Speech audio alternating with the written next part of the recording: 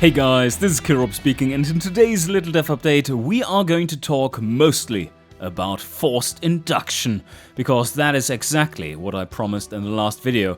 Also, I said it wouldn't take 6 months, so here we are, 2 weeks after the fact.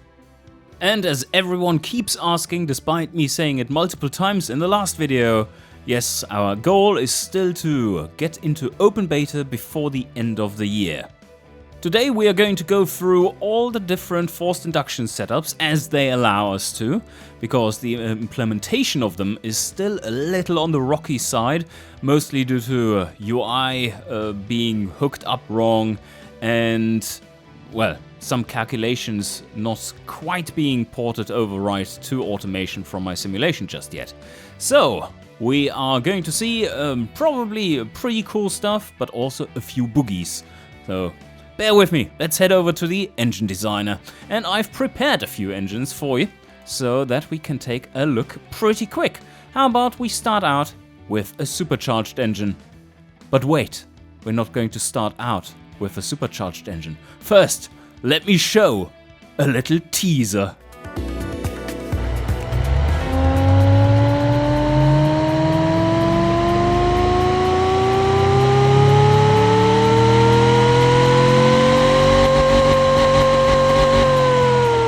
Ah, the good old times. That was September of 2012.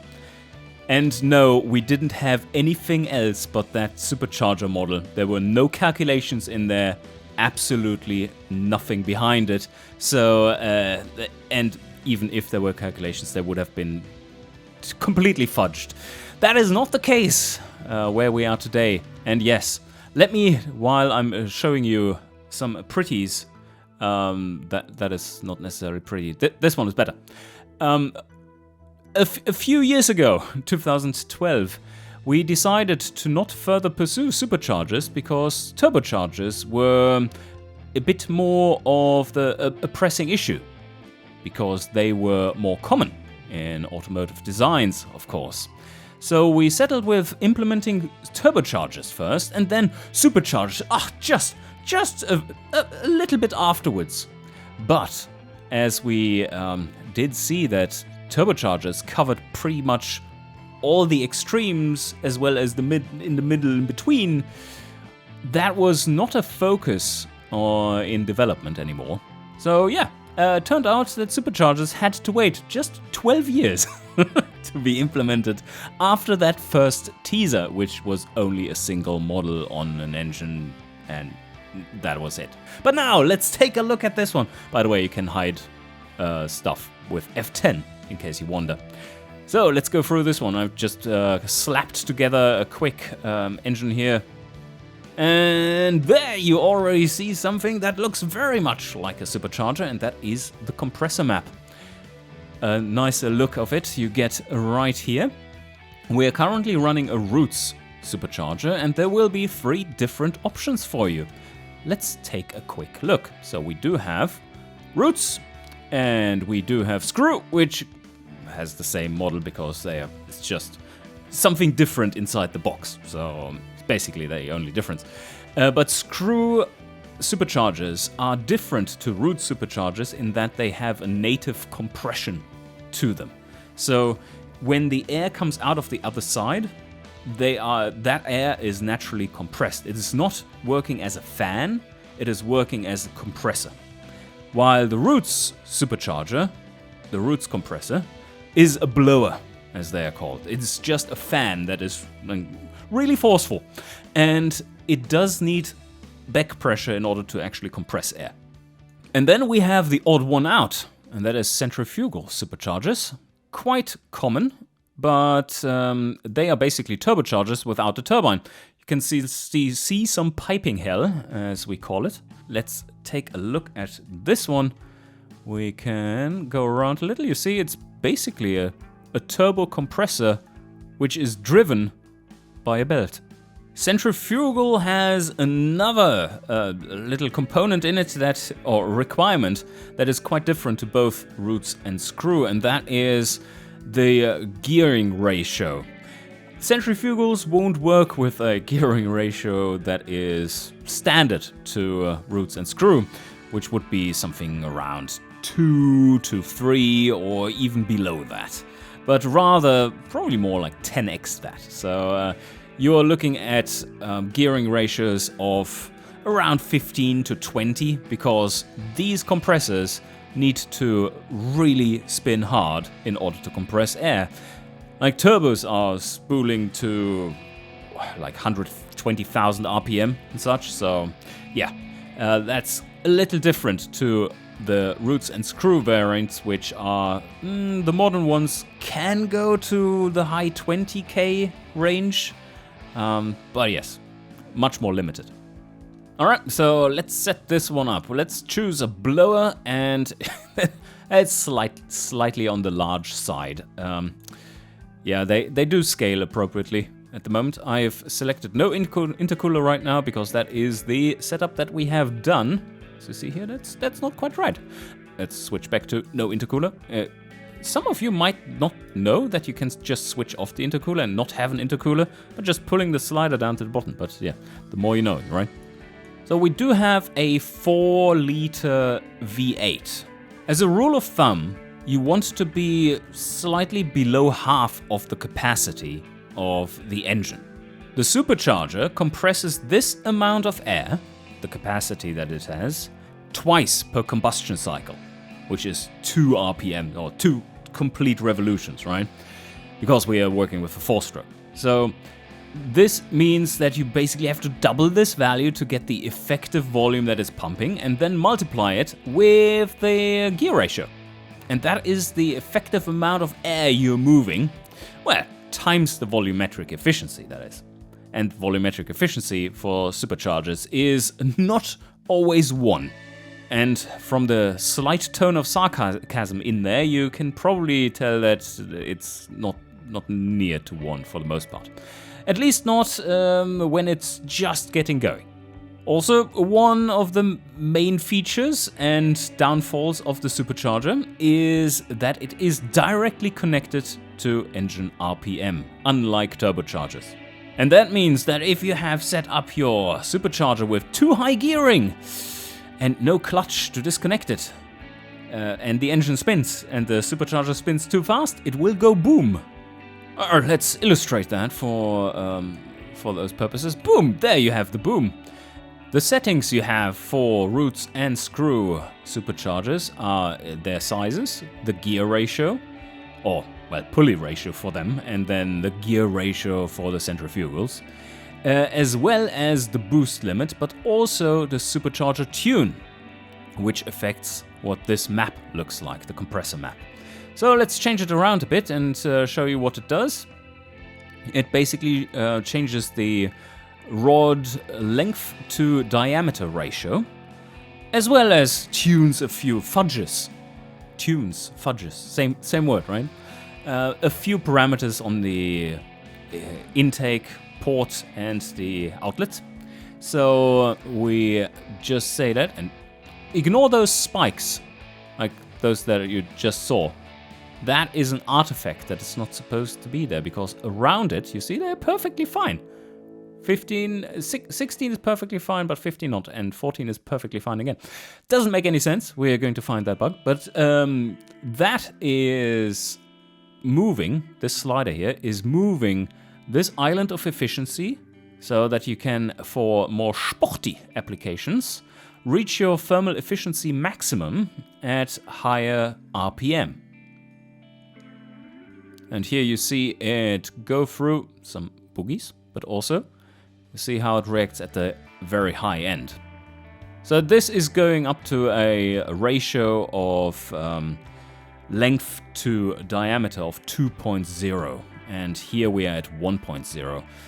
I think modern ones are going between 1.2 and probably something about 1.9. That's what I've seen, at least. There are more things to think about when you set up your supercharger, because if we just up the boost limit, you can see how it comes on, or not at all. in this map. This is showing you the pressure ratio versus mass flow. It is not showing you the RPM of the supercharger. That is going to be in a different map that does exist in my simulation, but has not quite been ported over yet to automation. It will be there. It is going to show volumetric efficiency as a function of RPM. Oh, yeah, so pressure ratio, and here RPM, and then volumetric efficiency as the colors. But yes, as the supercharger is gaining volumetric efficiency, as it climbs with RPM, so it's gaining more and more volumetric efficiency as you rev it up, it is going to be able to build more pressure against what the engine actually is requiring. The more air you pump against a static requirement, the higher the pressure will go. So if we make it larger, you see the boost ratio, or the pressure ratio rather, is climbing.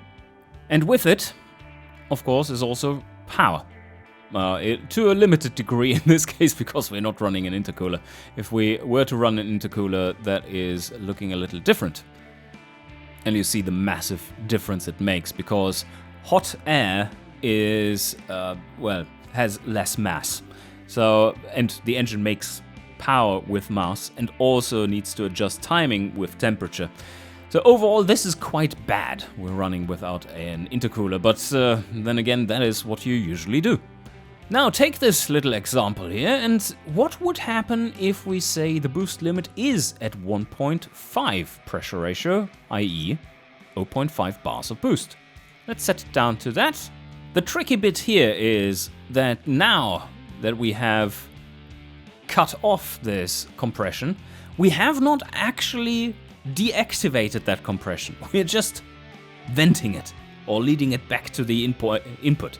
So what is happening here is that we are basically sacrificing a little bit of power that was required to do the compression of the extra air to a pressure ratio of 1.5. Not to the pressure ratio of 2 point something, but just 1.5. That takes some power, and that's basically like extra friction. So we can go different ways. Make the supercharger larger and reach that effect, or make it gear higher. And then you get the same effect, because you need to spin it faster. That's more friction. Also, it wants to produce more flow. But a smaller supercharger is easier to spin.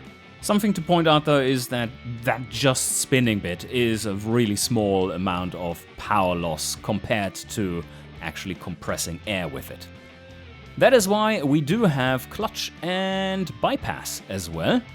It allows you to activate the bypass, and for that we probably should be switching over to something that can show what is happening.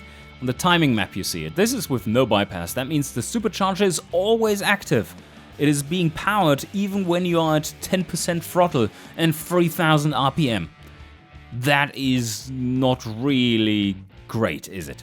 No, because you're going to have lots of friction and you don't really want that power at that point. So pop in the bypass, and the bypass is programmed to go simply with throttle. If you are above, I think it goes from 30. This is still a progression that I need to tweak so that it's a bit more linear.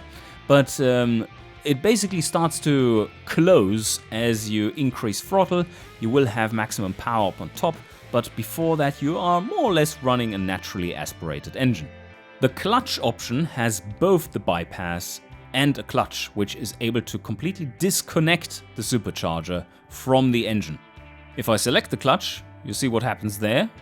It is, well, there's more than just a clutch. It's basically also smart boost, which nicely scales boost with throttle setting, so that at maximum throttle you have maximum power, but as you reach 40% and that bypass is no longer open, that you don't spin off the highway all of a sudden at too high a speed. Also, what it allows you to do is this. Well, it's not great if you don't combine that with other means of forced induction, because what basically happens is the clutch also kicks in when your supercharger would rev too high and destroy itself. So it goes to the limit a little bit into that, and then it's like, nah. If you had a turbo that had taken over in the meantime, that would be exactly what you would want it to do, though. So it is a bit of a wild compromise you have to make, quite different to turbochargers. How you want to set it up, what size you want, the gearing, so that it is going up to the maximum or close to where volumetric efficiency is the highest, but also at the same time you want to have some efficiency there so that you don't get wild temperatures, and also you probably don't want to run too high boost, because well, these things are not super efficient up there. That's why you have turbos or centrifugal superchargers. And I would show them to you, but actually currently I can't. That is their compressor map, because our gearing doesn't quite go there yet. It's a slight oversight in the implementation with the UI. We would need higher ratios here. So if I would set it to 15, does it calculate once? No, it doesn't allow me to. Nah, that's too bad. But you can see it's trying to spool at, come on, yep, it is trying its hardest to spool at just a pulley ratio of 4 without any additional gearing. Oh, that thing must look completely ridiculous on here. Woohoo, yes, that's a chunky boy. Well, I think that covers it for superchargers. Finally, some action there. Let's go into the more advanced turbo setups now for a little change, and take a look at sequential. Well, there you go. It's an inline 6. It has an intercooler which is slightly twisted. There's a minor problem there in the airflow, but it's going to work, I assure you. What do we have on the other side? Well, we have 2 turbos, and they are switching on in sequence. So basically the way this system works is that there are various valves that are opening up one after the other.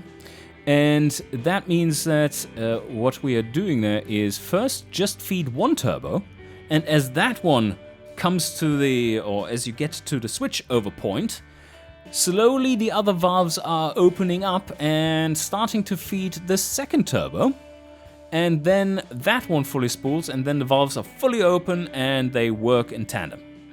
In principle, that means that you get the benefits of the early spool from one turbo, and the benefit of having a combined larger turbo at the high end, so that you have more power possibility and flow at the high end, while you also have the nice low-end fuel spool, not fuel. But problem there, that switch over is slightly problematic at points, and I'm going to show you that right there. And yes, that is what real-life switchovers do look like. There are much worse examples of this for the few engines that have tried, where sometimes it feels like the engine is broken when you go from before the switch over to after the switch over. There are manufacturers, well, I think there were like 3 or 4 cars in total that have ever had that setup, but some of the most iconic ones, like the Supra, right? And there, the Supra had it mostly solved with that switchover point, which is what you can do here, and there's still a small kink, and you can tune more by adjusting the turbo sizes of one or the other. But in the graph, in the compressor map, you can see that effect. Basically, what is happening here is, well, this one is the second stage that comes on, the small little turbo with a wee bit of troubles there. If I make the turbine larger, you see the gap becomes even wilder. It wants to spool quick, that's for sure. We do get loads of boost creep, which very likely is due to us choosing the compact turbo. Let's up that one. Yeah, that's slightly better, thank you. I think that one hasn't been modeled yet, so it is clipping. Yes, that is correct. So that will be fixed, but that certainly alleviates our worries there with the boost grip. Larger wastegates are coming with better header choice. So here we have the second turbo that is coming on after a while. And that is something that you see here. So basically what is happening is it goes up. This is the first one. That's the first stage. Go up here, go straight. We start to open up, and we reverse in the compressor map, because now we are losing mass flow, giving it to the other turbo to spool it. So we're losing mass flow, we're going back, and then we drop. That is where you have the drop here. You can't ever get it to perfectly match with this kind of setup. So you're losing a little bit here, and then you're back up to maximum as they are fully open and everything is spooled up again. But yeah, you will get a little kink here. This wouldn't feel too terrible. Would feel like a bit of an oddity as you progress through the rev range, but nothing major. And like I said, there are far worse than this. To be more exact, I would be calling this kind of setup a sequential parallel turbo setup. Because these turbos aren't parallel, but they are activated in sequence. We are progressing. We have the more performance-y one. And that one is special. Let's see. Compound turbochargers. Woohoo! That is some power right there. What do we build with here? A 3-liter V12. Okay, that's our baseline. And what do we have sitting here? Well. And there's not just 2 turbos, but actually 4 turbos. Well, that's a bit of a beefy setup. And some of you familiar with compound charging might be saying that, but Kirob, why is that turbo larger than this one? Well, yes, you're correct. It should be. This one should be smaller than this one. Because the one that comes first is compressing air, brings it to the second one, which then is working with compressed air, so it can be smaller for the same flow. So that is currently set up wrong here, but it's not actually wrong. Because what is wrong is something else. It is the setup here connecting to the simulation in the background, switching out the turbos to being the wrong one. Which also is like, this is the wrong way around, so it will be hella confusing. So don't read into it too much, because I spent an hour today just trying to figure out what the hell is wrong with this. And it's just these sliders driving the other turbo and the calculations being correct, but the sliders all being for the wrong thing, and yeah, it's very confusing. But how does it work, Kirob? We know it's wrong, but how does it work? Well, quite simple actually, this setup. It's beautiful in how it is compounding in a fancy way without too many valves. I think that parallel sequential setup that we have seen before that it is notorious for how complex it is, and very much not reliable in that, because it has so many vacuum hoses everywhere and measurements and stuff that are being done. Everything can break at any point. This one much simpler and much more powerful if you wanted to. So we have the air intake here. We go to the first larger turbo. Yes, that you see that, right? This is massive. It's massive compared to this one. So the larger turbo, and then from the larger turbo we feed into the input of the smaller turbo.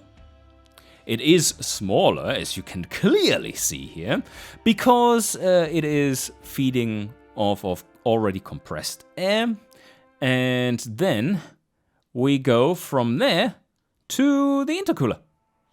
And then just normally out here, this comes out the butt of the engine and spools that smaller turbo, and then has a path to the larger turbo on the outside and then towards the exhaust.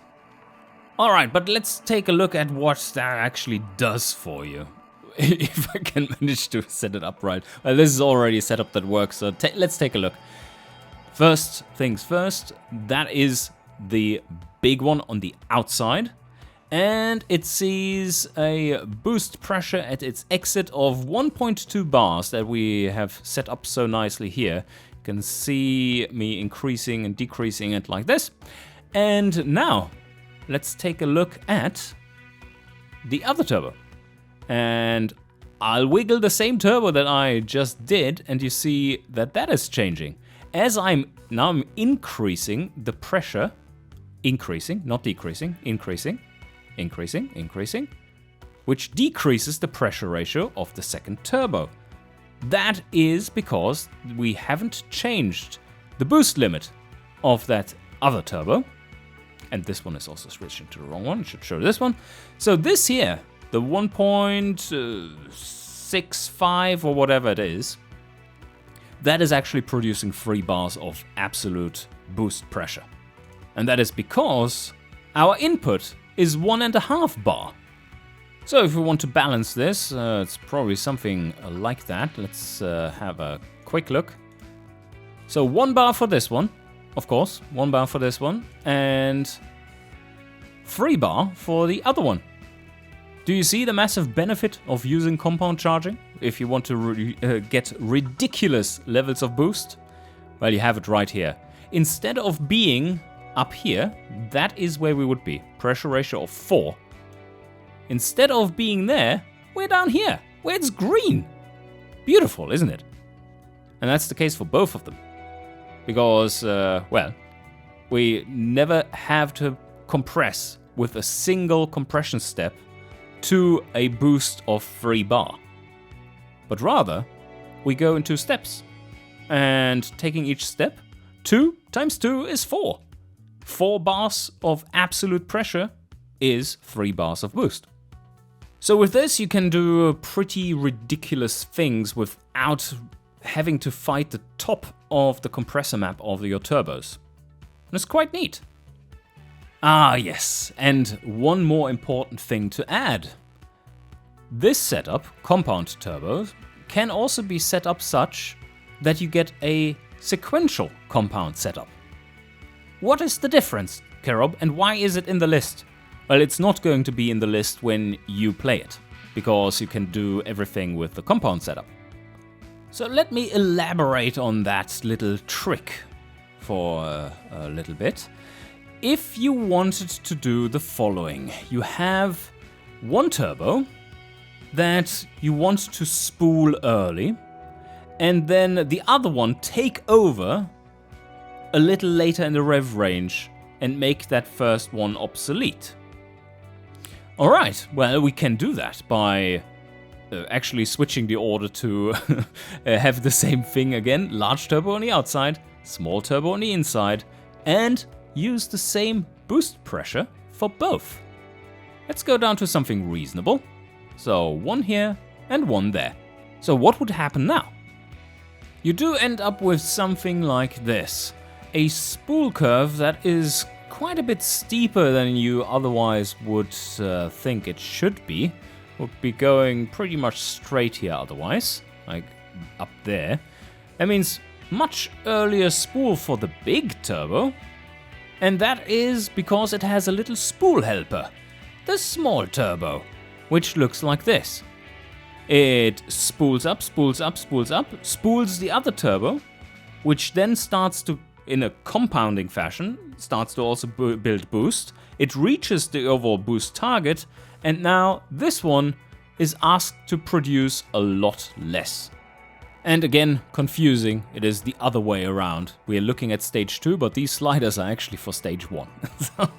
Or not stage 1, but the inner turbo. Oh my god, this is a confusing mess at the moment.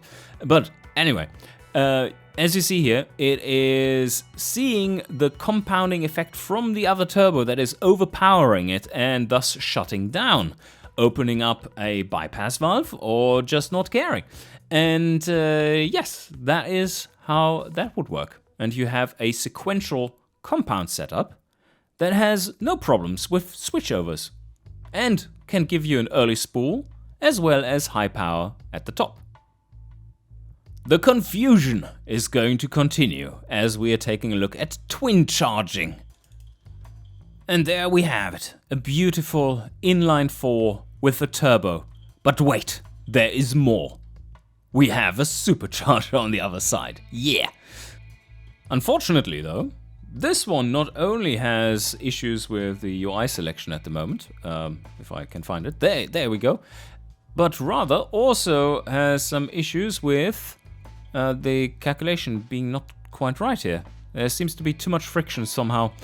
Still some bug fixing to do. As you clearly see, this is not release ready in any fashion. But let's take a look at what the system does, how it works. So let's take a look at this system then. So we do have a turbocharger first, directly fed from, of course, the headers and from the air intake.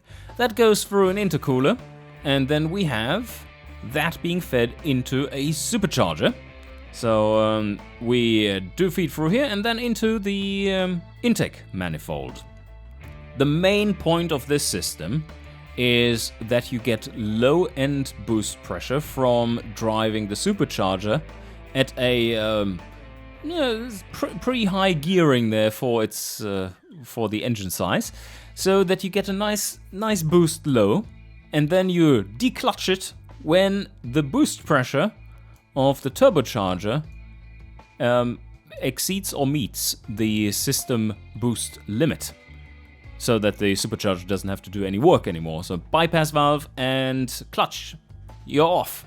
And then the turbocharger is driving the whole system and no longer is influenced by the friction and the cost for compression that is being deducted from the torque curve for the engine as a whole as the supercharger is running.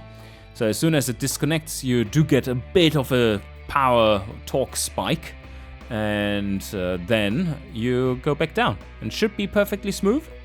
If you were using a screw supercharger, then that switchover would not be smooth because it has internal compression and requires lots of power to compress that mass flow coming from the turbo, so that's why they don't use it in that particular setup. Still not locked in here, but roots is the way to go then, just a blower. Centrifugal would be damn stupid because you already have a turbo. Don't need another one. Alright, let me show you the quick basics of this one. Even though the results here, as I said, are not correct. Let's see. We just go and make the turbo so that the engine becomes naturally aspirated, more or less. And we drop it down to just 1 bar. Have to drop this one behind the locked UI that is not quite locked, also down to that. And then we see that we do get a really quick spool here from... Spool, it doesn't have a spool. That's the point. A really quick rise in pressure ratio from the supercharger, and then a continuous drop in pressure ratio.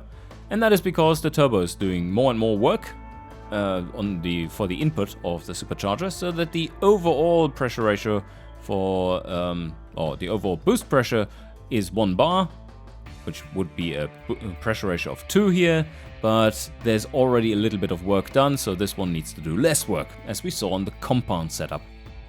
So let's tune this a little bit. Probably want to be early spool there, gear ratio a little higher. So we get this behavior, quite nice, but the turbo can help that further. And you can see that something is wrong here in terms of calculations, because this is just 240 newton meters, whereas we are at 1 bar of boost on a 2-liter engine. That should be way higher.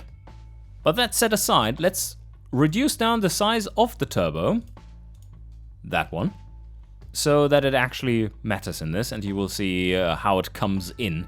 So that's also a good way of tuning the system. Set up the supercharger so that it works for the low end while keeping the turbocharger maximum size so that it doesn't interfere with your setup, or mostly doesn't. And then you bring it back and you should be able to see how it gains the efficiency back in the system running that same boost pressure. And give it a little bit of an earlier spool. Also the mechanical stress and surge stress aren't properly showing for that one. Or maybe they are showing for the... Oh, let's see. Are they showing for this one instead? It's confusing. Maybe not. No, they are hooked up. There we go. Yeah, okay, surge stress. That's not great to be in there. But yes, here you see the 2 stages. and they should be more combined than this, with the calculations being right. In my standalone sim, that is already the case, and it will be as you get the release as well. And with that, I think we are done here for this little dev update. There are still a few more things in little dev updates to inform you about before the release of the open beta. Plenty more things to talk about, and I'm going to do that probably with the same cadence as this one. So maybe within 2 weeks or so, you will have another one. What that will be about exactly, we shall see. But until then, I hope you enjoyed, and I shall see you guys next time.